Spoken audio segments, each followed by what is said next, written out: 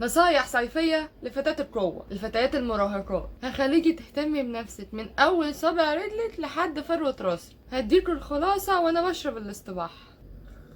هلوز. واحد، رجليكي. لو مع الوقت ريحة رجلك بتبقى بشعة، هاتي ايفا فوت تحطيه على الجزمة والشراب من جوه عشان يمنع موضوع الريحة. والضوافر طبعا لازم تتقص، مش شرط تعملي باديكير، دي مش حاجة ضرورية عشان تكوني كلين جيرل. اتنين، هنطلع فوق شوية، البيكيني اريا. المكان ده بيطلع فيه حبوب كتير جدا بسبب العرق والحركة والاحتكاك، والبانتي والبنطلون اكتر مكان بيتعذب، فانت لازم تهتمي بيه اكسترا فوق الوصف. فهنعمل ايه؟ واحد، هنغير البانتي كل يوم. اتنين، لو البانتي عندك بقاله كتير قوي ارميه وهاتي جديد. ما ينفعش ان انت تستمري على بانتي واحد لسنين، لا، المفروض اصلا ان هو ما يقعدش معاكي اكتر من 3 شهور. لو انت من النوع اللي بيجيلك بكتيريا، هاتي حله حطي فيها ميه مغليه وحطي فيها البانتي عشان تقتل اي بكتيريا، وده حل ممتاز جدا في العلاج. لان انت لو بتتعالجي ومش بتعملي الخطوه دي، فانت العلاج ده هيروح في شنج. البنطلون حاولي يكون مريح على قد ما تقدري، في سنه لكرة، ما يكونش ضيق ومحزق وملزق علشان ده هيزود الاحتكاك. في فترة البيريد البادز تكون من نوع محترم، ابعدي خالص عن النوع اللي بيجي في الاعلان، اولا عشان هو مقاطع ثانيا عشان خشن وبيجيب تسلخات.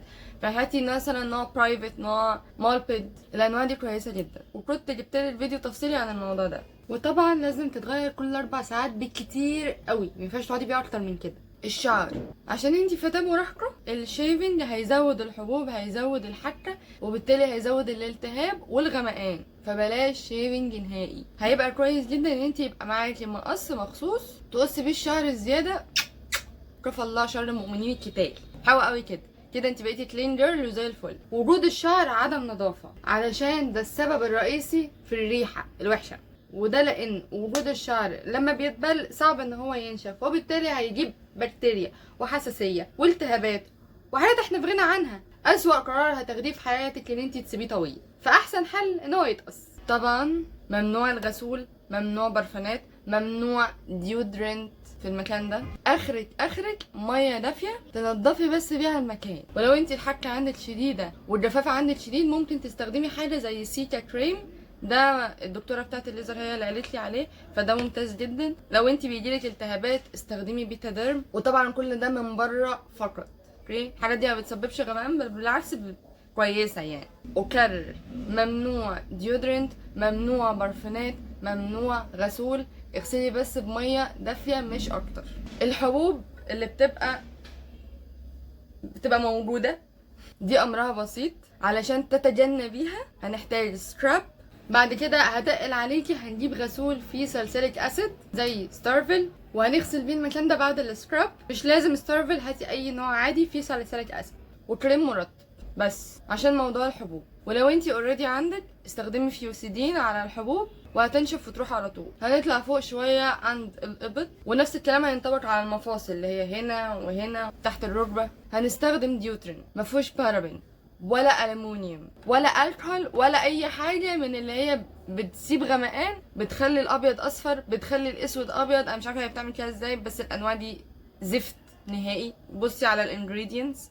انا حاليا بستخدم بيز لاين ده اهو، هو غالي شويه بس بصراحه يستاهل، ريحته حلوه وما بيسببش غمقان، مناسب جدا لو انت بتتحسسي بزياده، مناسب جدا لو انت بتعملي ليزر بس بعدها ب4 ايام اقل واجب. واصلا انا ما برجحش موضوع الليزر في سن صغير ده نهائي. وما تستخدميهوش اكتر من مره كل يوم او كل يومين على حسب اللي مكتوب في العلبه. يعني مثلا دي مكتوب عليها كل 48 ساعه، يبقى كل يومين، مش كل شويه تيكي تيكي تيكي. حتى لو هو ممتاز ونوع ب 500 جنيه هيأذيكي. الديودرنت السبراي انا ما بحبوش، لان هو من اكتر الاسباب اللي بتغير الوان الهدوم وبتسبب تصبغات.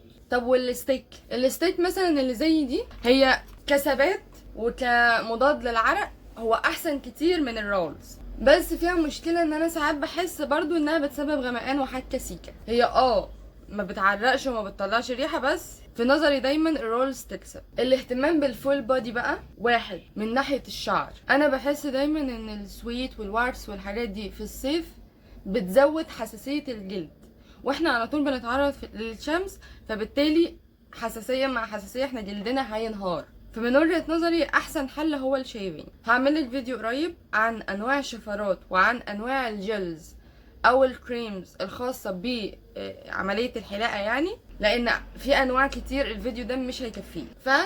شيفنج مرة كل اسبوع، ومش على جسم جاف لا ولا على جسم مبلول، لازم جل او كريم. وبليز ما تستخدميش الشاور جل في الشيفنج، خطر وهيعملك فسافيس وجلد وزه وبلاوي زرقاء. بعدها على طول ما نستخدمش ولا بادي سبلاش ولا بادي لوشن، هنستخدم بس كريم ما فيهوش عطور زي البادي ميلك بتاع شان ده ممتاز. طب هنستخدم البادي لوشن والبادي ميست امتى؟ بعد الشيفنج بيوم او يومين عشان جسمك ما يلتهبش ويطلع حبوب فسافيس نقنونه كده. هنستحمى امتى؟ كل يوم، ويفضل ان انت تستحمي مره واحده بس في اليوم، ويفضل برضو انها تكون بالليل بعد ما تخلصي مشاويرك، لان العرق كله بيطلع في المشاوير وطول ما انت بره.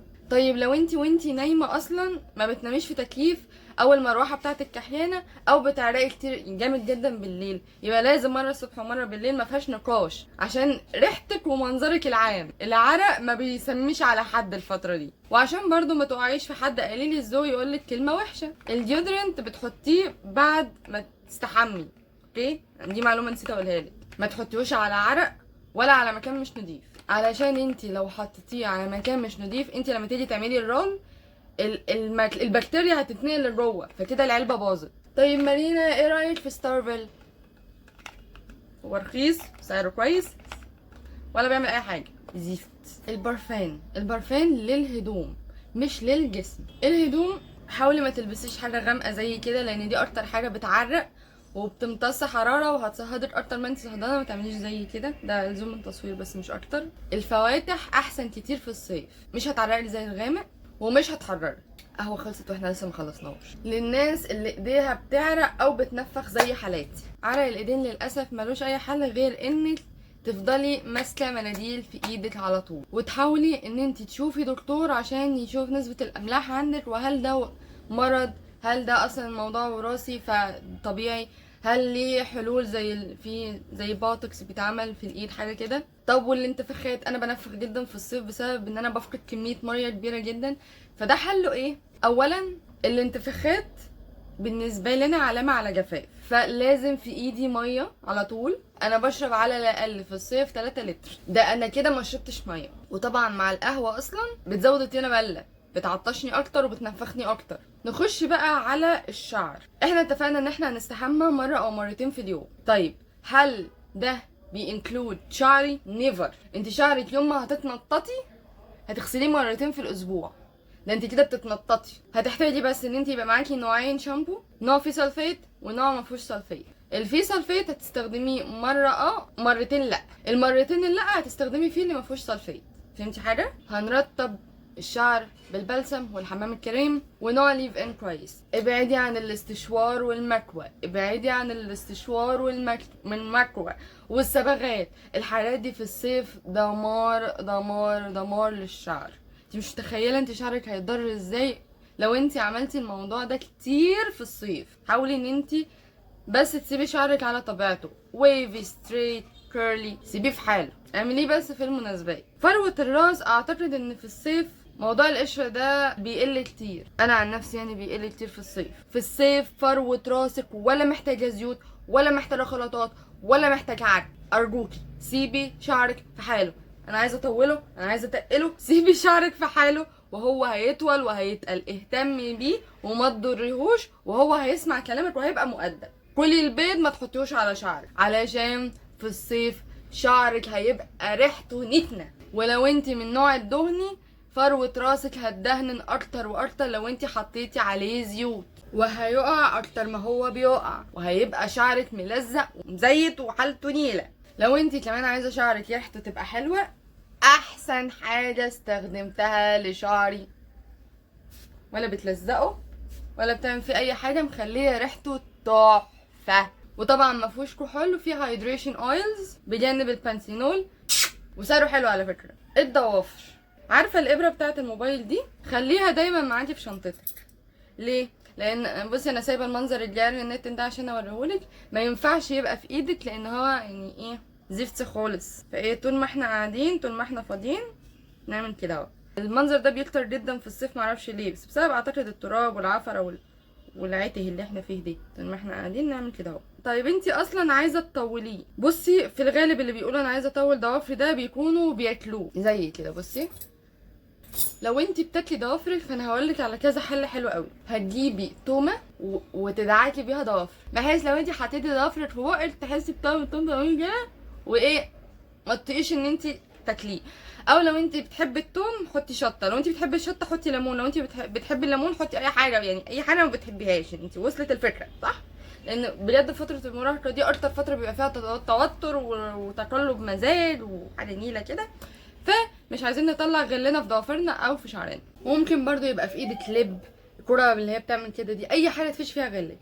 طيب لو انتي ما بتاكليش ضوافرك وهي طبيعي ما بتطولش، هاتي من الصيدليه النيل 15، استخدمي زيت زيتون. الليمون على فكره بيطول الضوافر، والثوم برضو بيطول الضوافر، ده الناس جربته، انا مجربتش الكلام ده اصلا صراحه يعني، بس دي تجربه ناس جربته. وشك واسنانك، سنانك على الاقل تغسليها مره كل يوم، ويفضل انها تكون بالليل. الفرشه لازم يكون في ظهرها الجزء ده علشان لسانك اوعي تنسيه. وشك تغسليه لازم مرتين في اليوم، غسول يكون قوي زي سباير زي فاكيشن، كل الحاجات دي كويسه للاويلي فيس او للوش اللي بيعرق كتير او في الصيف عامه.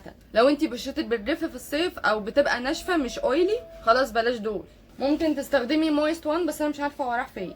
المرطب محتاجه مرطب قوامه خفيف جدا زي شانجل وسيرافي وبيبانسين. ولو انتي بشرتك جافه استخدمي كريم مويست وان، في النوع اللي هو في علبه بس انا معرفش هل قوامه خفيف ولا تقيل لان انا مجربتوش.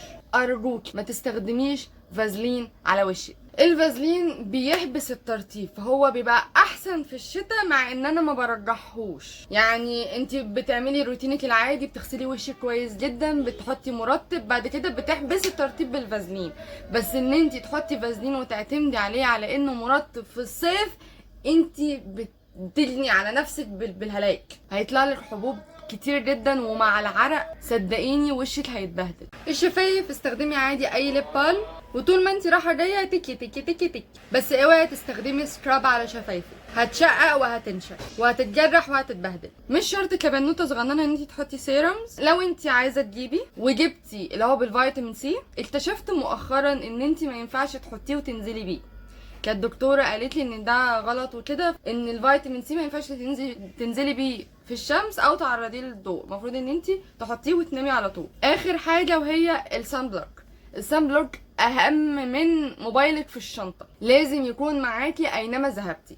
السان بلوك لازم تجدديه كل ساعتين، حتى لو انت حاطه ميك اب النوع ده كويس ان انت تحطيه فوق الميك اب. وبرده الرش ده ممتاز لو انت ما بتحبيش قوام الكريم، لو انت بتعرقي جامد فبينزل نقط بيضه كده في وشك، لو انت وشك بيأكسد من السان بلوك ده هيبقى ممتاز. وكمان في المصايف حلوه قوي. وخلينا متفقين ان انت ما ينفعش تحطي ميك اب كتير، او بمعنى اصح ما ينفعش تحطي ميك اب اصلا، ولو حبيتي تحطي اخرك حاجات خفيفه جدا، ليب جلاس، بلاشر، ذاتس انف، ومش كل يوم، انت اصلا اموره زي ما انت. واخيرا وليس اخيرا، انا تقريبا كده جبت كل حاجه واتكلمت عن كل حاجه في الجسم عشان تكوني كلين جيرل. اتمنى اكون فدتك، وشوفي لو انت عايزه اي حاجه اساليني، او عايزه اي فيديوهات اعملها لك الفتره الجايه لانتي قبل انتي. باي.